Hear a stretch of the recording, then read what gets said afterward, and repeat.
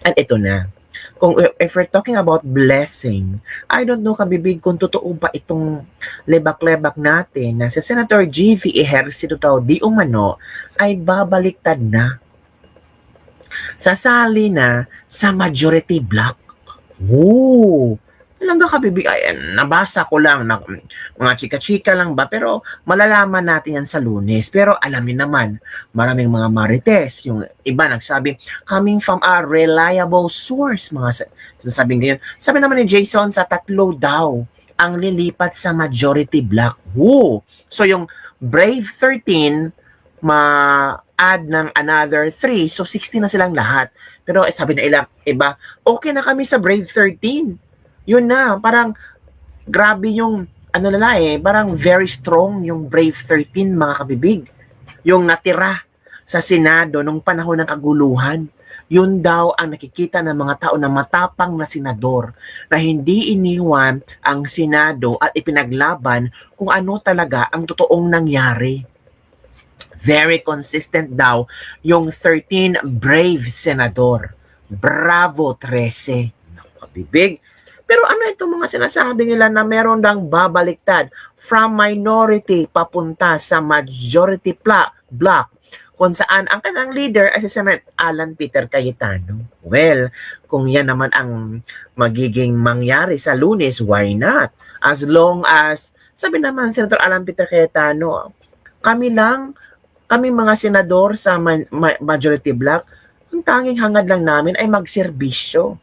At wala kaming, hindi namin gusto yung away. Kasi nung panahon na nagkodets, pinatalsik si Chis Escudero dahil sa kanyang forthwith, later on, nalaman natin na tama pala si Chis at pinanalitan si Chis ni Soto, wala man lang mga pare, wala man lang mga lawyers, wala man lang mga di umano'y mga grupo ng mga matatalino ang nag-aklas. 'Di ba? Walang mga pare na nagbigay ng statement nung si Chis ay pinalitan at si Soto ang Senate President. Walang mga artista ang nag-react. 'Di ba? Walang mga religious leaders ang nagbigay ng sentimiento. 'Di ba? Pero ngayon kung si Alan Peter Cayetano, maraming nag-react. Kasi takot kayo na di umano hindi ma-impeach BP Sara.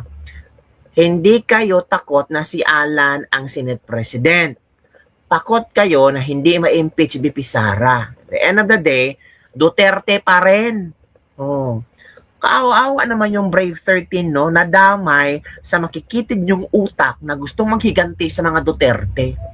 Nadamay yung mga inosenteng senador na tanging gusto lang ay magserbisyo. Dahil sa mga utak na ewan ko sa inyo kung anong mga connectivity dyan sa utak niyo na puro galit kayo sa Duterte. Pero kabibig, ang chika, si Senator J.V. Ejercito daw di umano ay pinipigilan daw ni Iniego Zubel. Woo! Bakit pinipigilan ni Iniego Zubel? Ito na si Zubel ayaw kay VP Sara. Ito nabasa ko lang to. Gusto ko lang i-share sa inyo, alam niyo naman. Diba? Ito ay galing sa Visaya Defenders Party List. Ito kabibig. I-share ko lang.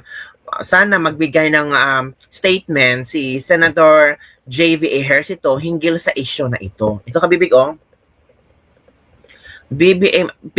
ay kay JV itong posto, BBM uploading si Silicad and the Philippine Philharmonic Orchestra performance after the inaugural dinner. Na extra ako with my good friend Iniego Zubel.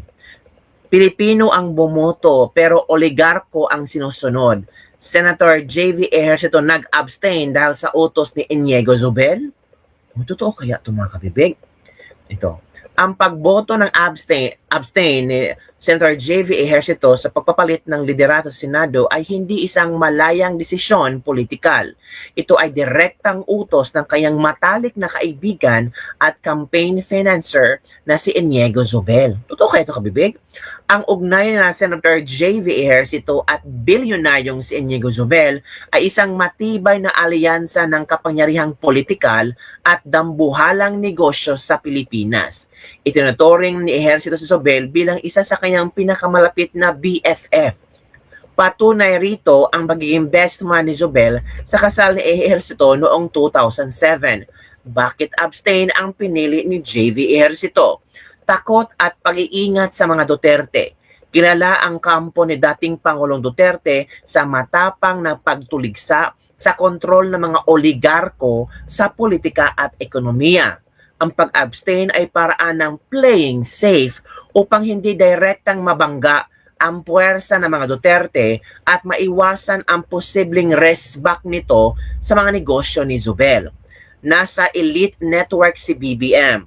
Sina Ejercito at Zobel ay kabilang umano sa inner circle at elite network ni Pangulong Bongbong Marcos. Sa isang expose ni Senadora Amy Marcos, hayagan niyang pinangalanan si Inigo Zobel bilang bahagi ng tinaguriang Coke Club ng Pangulo.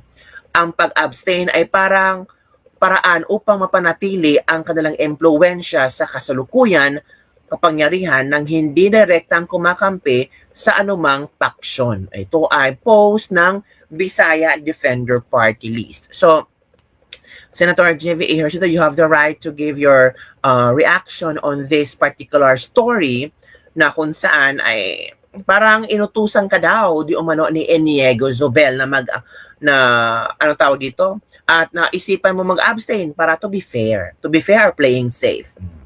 Yun kami. Sabi ni Lou Restoles, playing safe ka sir, kita na lang sa 2028. Democracy fails when politicians serves elites instead of the people. JV, ipakita mo ngayon na para ka sa bayan kasi tandaan namin ang inyong mga ginagawa sa darating na halalan. Oh. From Lucy Bagilod. When money talks, everybody is listening. From Jose Patriarca.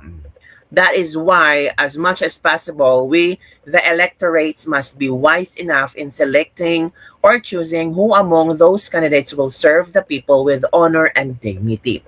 From Billy Villanueva, Idol, kandidato ka ngayon 2028, baka mali ka. From Jere Rosadinho, playing surf ka sir, kita na lang sa 2028. From Lou Restoles. So yun po ang ilang mga komento ng ating mga netizen hinggil sa pasabog ng isang Facebook fan page na pangalan ay ano ba yun?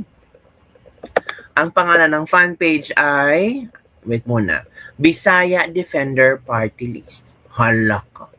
Kabibig, ano ang iyong reaction hinggil sa pasabog ni Bisaya Defender Party List? Totoo kaya yung kabibig?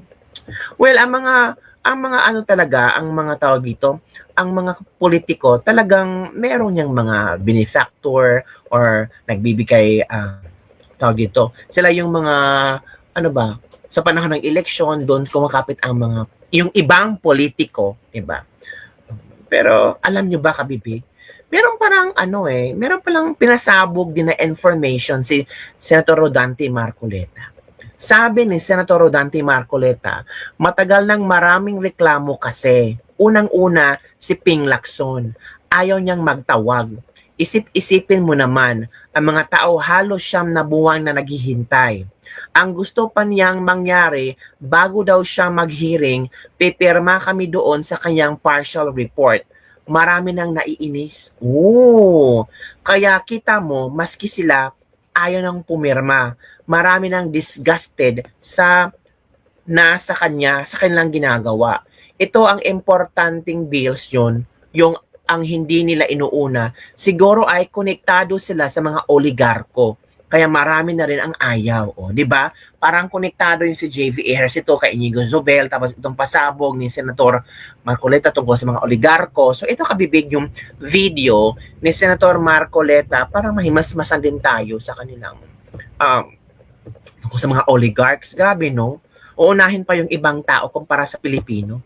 Let's watch this one. Ano sinasabi, nagkudita raw kami dahil sa impeachment. Mm-hmm. Kahit naman hindi sila napalitan ganun din ang bilang namin Mm-hmm. Lalo siguro lumakas pa ngayon dahil pinagaganon nila kami.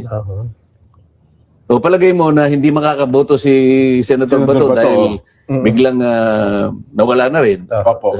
Siyempre, pati nga yung protective custody, hindi nila ginagalang. Oho. O siguro yung tao nag-isip na, ayaw ko na rin madamay kayong lahat dito, baka magkabarilan dito. Nagpusa na lang tumalilis yung tao. Ah. Di ba? Pero 12 pa rin kami ngayon. Yun nga. Oho. O halimbawa, nagbotohan kami. Ilan bang kailangan nila para Majority po, dapat. para makonvict si Sara? Yung conviction ni Sarah, parang at least mga 16 votes. Oh, One-third. two-thirds. Two-thirds. Opo. Oh. Paano sila makakuha ng 16? 12 kami.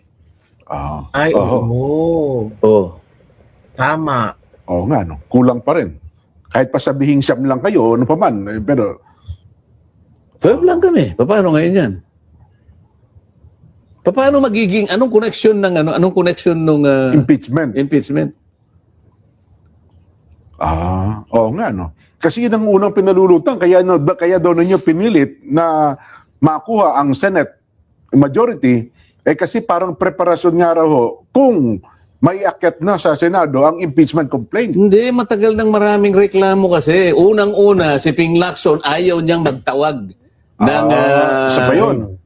Oo. Hearing ng Blue Ribbon, ipagpatuloy. Isip-isipin mo naman ang mga tao, halos siyam na buwan ang naghihintay. Kinuha niya yung tungkulin na yon, ang pananagutan na yon. Ang gusto pa niyang mangyari, bago daw siya mag-hearing, pipirma kami doon sa kanyang partial report.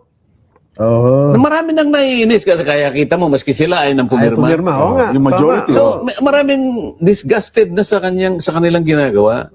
Sa panig ko din, hindi lamang 'yun eh. Yung mga panukalang batas ko, hindi umuusad eh.